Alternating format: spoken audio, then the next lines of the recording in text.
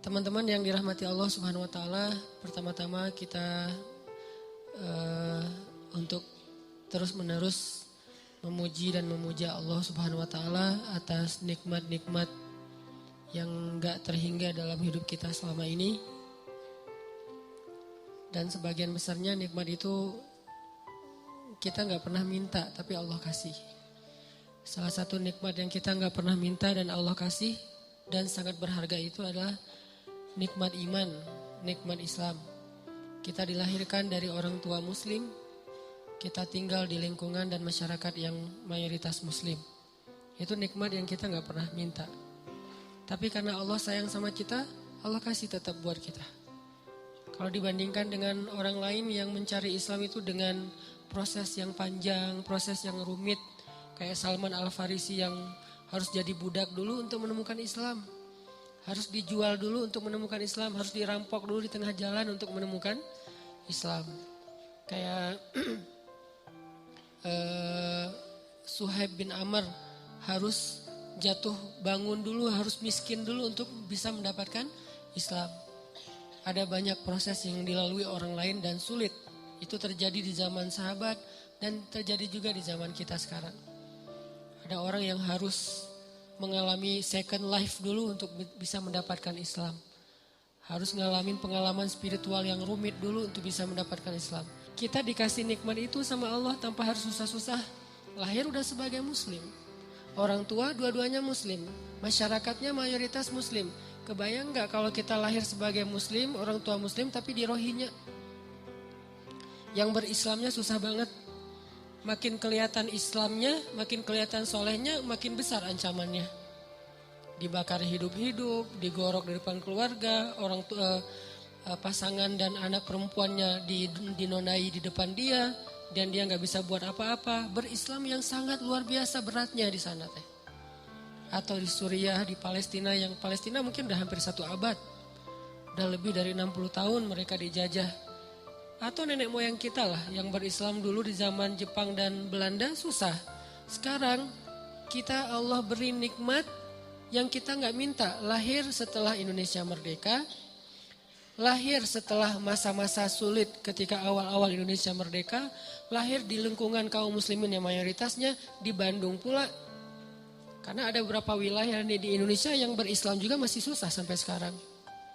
Dengan konflik-konflik sosial yang kadang-kadang, konflik horizontal yang kadang-kadang terjadi itu sampai kita ketakutan gitu. Kok ada di suatu wilayah yang umat Islam itu yang kayak dulu tahun 2000 berapa dulu, 2001. Yang sempat rame tuh di Ambon, di Poso. Alhamdulillah kita di Bandung. Pernah minta gak lahir sebagai orang Bandung? Gak pernah. Tapi Allah kasih nikmat lahir sebagai orang Bandung. Dan saya aja orang Aceh cemburu sama orang Bandung. Alhamdulillah Allah takdirkan saya tinggal di Bandung. Ini nikmat yang besar. Tanpa saya mengeluh sebagai orang Aceh karena itu juga nikmat yang luar biasa buat saya. Karena bisa dibilang itu sesuatu karunia. Tapi Bandung punya nikmat lain yang mungkin orang Aceh gak punya. Orang Aceh punya nikmat lain yang jelas kita dilahirkan dalam suasana yang sangat nyaman. Berislamnya tuh gak repot. Ini layak disyukuri oleh kita setiap hari. Karena kalau kita gak mensyukuri ini, nanti Allah akan cabut satu aja. Bukan iman, bukan hidayah yang dicabut. Tapi berislamnya yang dicabut. Nikmat berislamnya. Dibikin berislam kita susah. Dibikin berislam kita itu repot. Gampang banget buat Allah. Dimunculkan di antara kita seorang pemimpin yang zalim aja udah repot loh. Mau bikin taklim repot, mau ngaji repot, di sekolah pendidikan Islamnya dihapus segala macam kayak Turki beberapa waktu yang lalu. Itu kan berislamnya repot kan. Di Turki mau azan aja nggak boleh pakai bahasa Arab. Udah gitu isi dari azan itu ada dihapus beberapa kalimat-kalimat yang sakral dalam Islam. Kayak kalimat hayya alal falah misalnya. Atau taklim-taklim, khutbah-khutbah mulai di style sama negaranya sekuler. Sehingga kita dengerin khutbah tuh kayak garing gitu. Lama-lama kegaringan yang dipelihara bertahun-tahun buat kita makin gak ngerti agama. Begitu gak ngerti agama gampang frustasi, depresi, tingkat stres tinggi. Mulai kasus-kasus bunuh diri meningkat. Ini berislam sudah dicabut nikmatnya oleh Allah. Kalau kita gak syukurin. Nah kita syukurin alhamdulillah atas nikmat iman, Islam, hidayah, lahir dalam lingkungan mayoritas muslim yang nyaman di Indonesia. Mudah-mudahan dengan kayak gitu Allah tambahkan nikmat berislam. Gimana Allah tambahkan nikmat berislam? Mengekspresikan keislaman itu disupport sama pemerintah. Karena mengekspresikan keislaman itu insya Allah gak akan ganggu orang lain kok. Konsep agama Islam itu kan udah ideal banget ya. Gak mungkin kita taat dengan agama kita terus ngeganggu agama lain. Itu mustahil, gak ada dalam kamus Islam kayak gitu. Jadi gak usah khawatir ketika kita taat dengan syariat Islam, agama Islam. Ketika kita mengekspresikan keislaman kita, gak usah khawatir. Justru itu jadi sebuah kebaikan karena sifat dasar Islam itu rahmatan lil alamin. Makin orang Islam mengerti agamanya, makin dia rahmah kepada orang lain. Gak mungkin makin ngerti agama makin galak, gak mungkin. Dia galaknya bukan ke orang lain, galaknya kepada kemungkaran. Nah, kalau itu memang semuanya harus kita galak. Bukan orang Islam doang, manusia mah harus galak kepada kebatilan, kemungkaran, bahasa kita ya. Kalau bahasa umumnya kejahatan. Harus galak dong dengan kejahatan, kalau enggak kejahatan merajalela. Galak dengan kriminal-kriminal yang luar biasa merajalela. Galak dengan orang yang membunuh bayi enggak berdosa, apa kurang, emang enggak boleh galak. Bayi dibuang di kebun gitu, emang enggak boleh galak. Harus galak. Karena kalau nggak galak, kejahatan itu merajalela. Tapi bukan kepada orangnya, etnisnya, agamanya. Kita ngerti banget lah yang kayak gitu-gitu. Diajarkan oleh orang tua kita, ulama-ulama kita. Yang di atas semua itu diajarkan oleh nilai-nilai agama kita. Kita ngerti banget, gak usah diguruin dalam bab itu. Gak usah dikasih tahu, itu kita ngerti. Jadi makin kita berislam, insya Allah makin kita rahmah kepada orang lain. Ini kalau kita syukurin, Allah akan angkat untuk kita pemimpin yang semakin kita syukuri, semakin baik pemimpinnya. Semakin kita syukuri nikmat berislam, semakin baik pemimpinnya. Kebayang gak sih enaknya kita jadi muslim? Ini cita-cita saya pribadi. Sholat, muazzinnya wakil presiden kan? Hayya 'alas shalah. Lembut azannya, siapa? Wakil presiden. Istiqlal. Hayya 'alas shalah.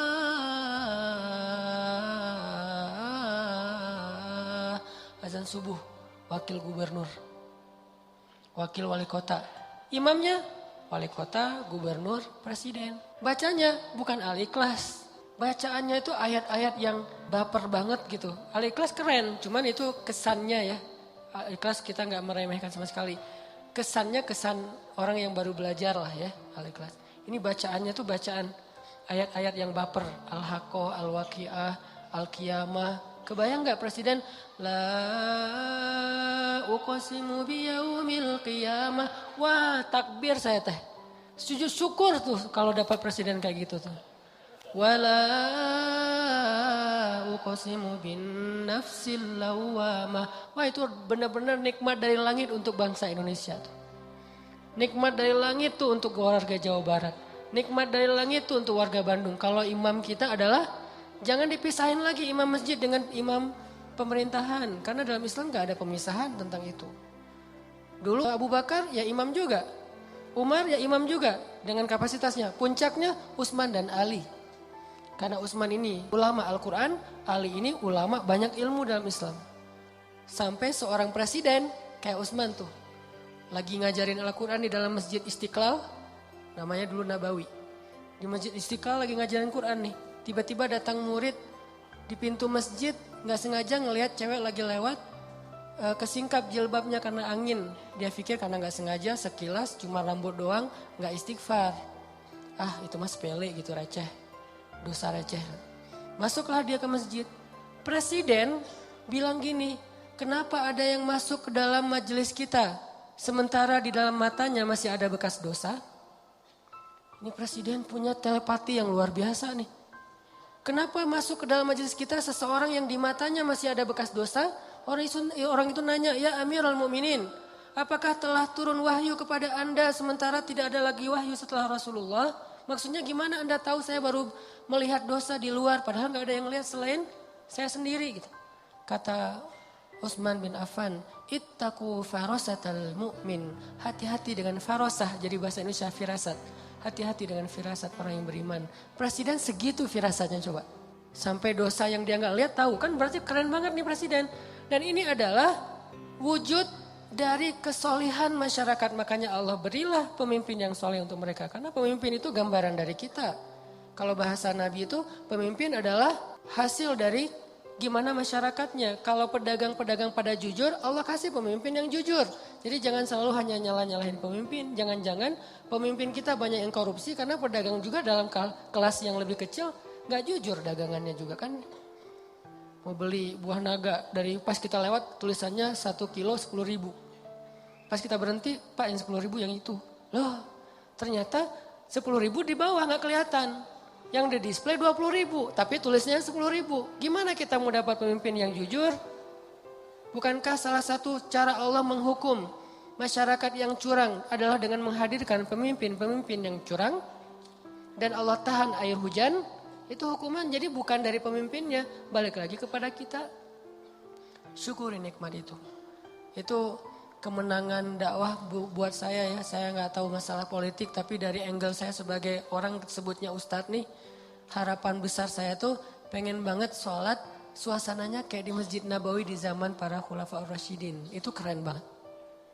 Yang azannya wakil presiden, wakil gubernur, wakil wali kota. Yang imamnya adalah orang nomor satunya. Dengan bacaan yang fasih. Dan dia menghayati bacaan itu. Dan insya Allah ini bukan berarti jangan politisasi agama. Enggak sama sekali. Bukan urusan itu. Apa salahnya kita berharap pemimpin kita bacaan Al-Qurannya bagus kan? Bukankah itu bagian dari kesolehan kita dalam menerapkan agama Allah? Dan itu bukan hal yang berlebihan. Buat apa bacaan bagus tapi korupsi?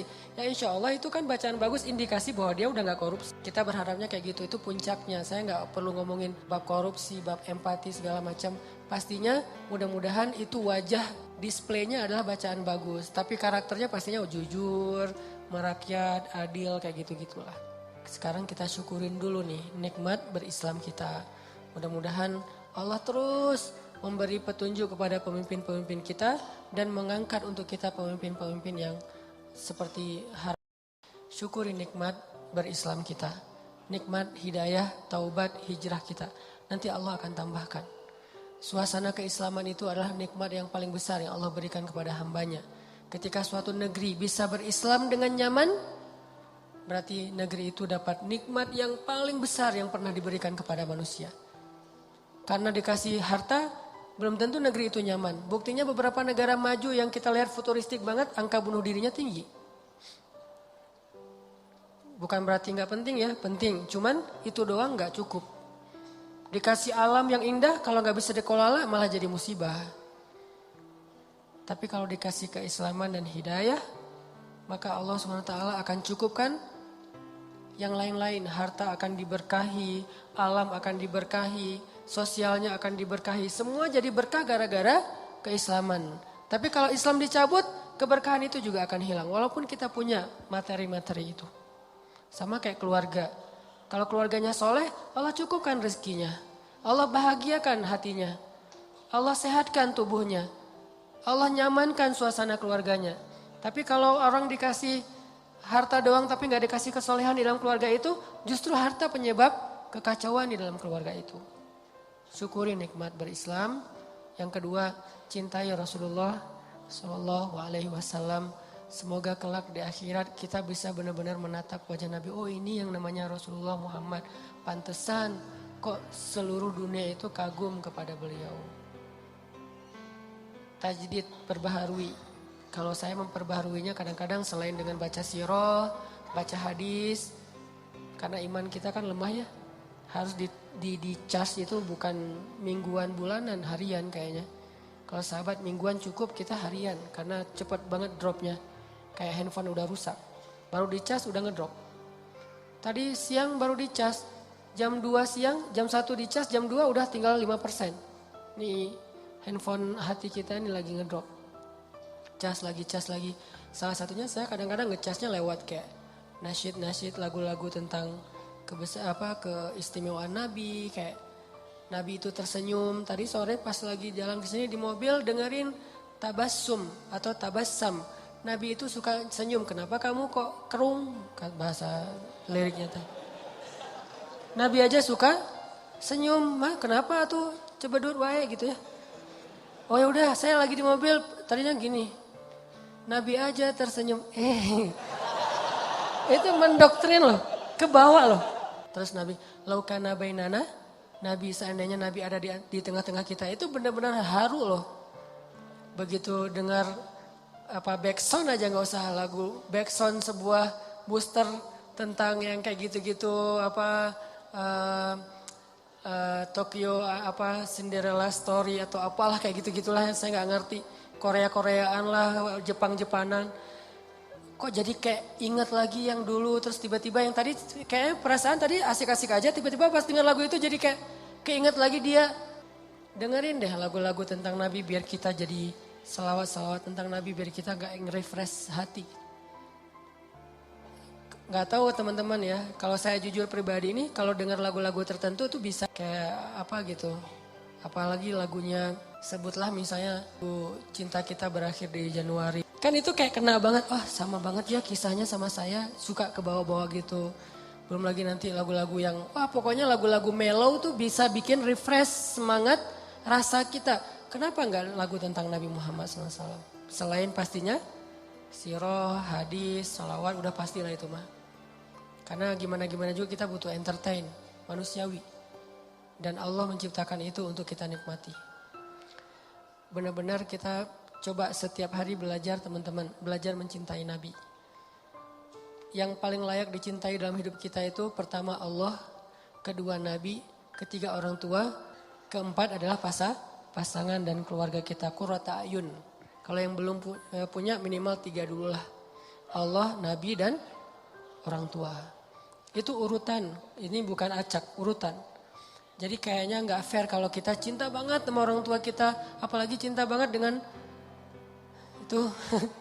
Tapi ke Allah Rasulnya tuh kayak gak ada greget-gregetnya, biasa-biasa aja. Giliran nama dia disebutin, kita langsung kayak Giliran nama Allah disebutin biasa aja, gak ada rasa wajilat qulubuhum. Nah ini kayak gak fair menurut saya. Belajar deh. Pelan-pelan dibangun itu, takjub sama Allah, ingat betapa baiknya Allah sama kita. Takjub sama Nabi, ingat betapa baiknya Nabi sama kita. Kalau saya sekarang membiasakan setiap, karena saya pengen respect banget sama Nabi semampu saya. Kalau sholawat sama Nabi itu saya takzim, menghargai. Misalnya Allahumma sholli ala sayyidina. Takzim banget, kenapa? Sosok yang memang layak ditakzimin, gak usah kita. Malaikat aja takzim sama Nabi. Kayak hormat banget ya, respect banget. Malaikat aja respect banget sama Nabi Muhammad. Malaikat tuh sayang banget sama Nabi. Sampai Jibril tuh pas ngedampingin Nabi wafat. Nabi lagi sakaratul maut. Jibril buang muka. Nabi tanya, ya Jibril kamu benci ngeliat wajah saya? Enggak ya Rasul, saya enggak tega. Kayak seorang ayah yang anaknya lagi mau diinfus. Bayinya lagi diinfus, lagi disuntik. Kan enggak tega banget kan ngelihatnya ya. Kayak gitulah Jibril kepada Rasulullah SAW. Enggak tega Jibril mau ngelihat Nabi lagi tarik nyawanya. Apalagi Aisyah yang mangkuin Nabi. Apalagi istri-istri Nabi yang lain yang lihat Nabi dalam keadaan susah. Keringat beliau, keringat dingin karena sakaratul maut.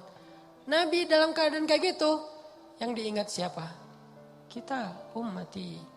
Ya Allah gimana? Karena Nabi pengen make sure ke Allah. Kalau nanti di akhirat beliau bisa mensyafaati kita. Itu deal-dealan Nabi sama Allah yang terakhir itu adalah make sure kalau Nabi itu bisa syafaatin umatnya. Itu tuh deal-dealan Nabi sama Allah yang terakhir loh. Ya Allah beri saya kesempatan mensyafaati umat saya. Beri kesempatan umat saya masuk surga duluan. Umat saya. Sampai Allah ya. Baru tenang beliau kembali kepada Allah. Itu permintaan terakhir Nabi. Kalau kita kan permintaan terakhir mungkin gak akan keingat orang lain.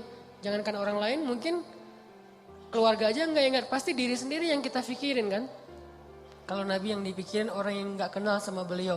Terus kita kenapa masih kikir untuk berselawat sama beliau? Beliau aja yang gak kenal sama kita terus berusaha untuk memberi syafaat buat kita. Masa salawat aja males? Sallallahu alaihi wasallam. Dan kenabian beliau memang luar biasa. Saya baru dengar ada sebuah cerita nih, keren nih.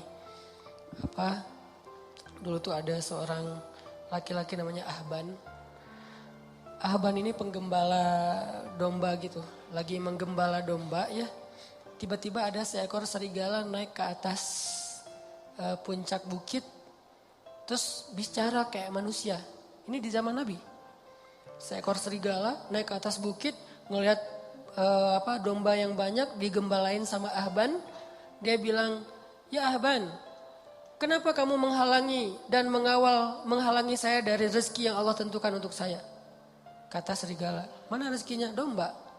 Kan dikawal terus sama Ahban nih. Sehingga serigala gak bisa mendekat. Sehingga serigala ngeluh gitu, curhat gitu teh. Wahai Ahban, kenapa kamu menghalang-halangi rezeki Allah untuk saya berupa domba-domba?" Ahban lihat kanan kiri, mana orang yang ngomong? Kata serigala, "Saya." "Oh kamu? Ajaban. Mengagumkan sekali serigala bisa bicara seperti manusia." Kata Ahban, kata serigala, "Ada yang lebih mengagumkan daripada ini." "Apa?" "Ada seorang laki-laki di Madinah dan dia adalah utusan Allah. Dialah yang paling mengagumkan, lebih gempar daripada serigala bisa ngomong." Beneran. Nih Ahban ini orang Madinah, dia gak tahu tentang kenabian Rasulullah. Pulanglah dia ke kampungnya, nanya tentang Muhammad, tentang kenabian. Datanglah kepada Rasulullah. Begitu Ahban bertemu dengan Rasulullah, Rasulullah tersenyum dan mengatakan, "Apa yang dikatakan serigala itu kepadamu, wahai Ahban?" Dia makin kaget. "Ya Muhammad, bagaimana kamu tahu tentang apa yang saya bicarakan dengan serigala?" "Allah Subhanahu wa taala yang Maha tahu segala sesuatu." Akhirnya, "Asyhadu an la ilaha illallah wa annaka Rasulullah." Banyak banget bukti-bukti kebesaran itu. Jadi nggak usah ragu lagi bahwa Muhammad SAW adalah utusan Allah, orang terpilih yang Allah aja udah maafin kesalahan beliau tapi nggak menyebutkan kesalahannya. Tapi Allah maafin, tapi nggak disebutin kesalahannya.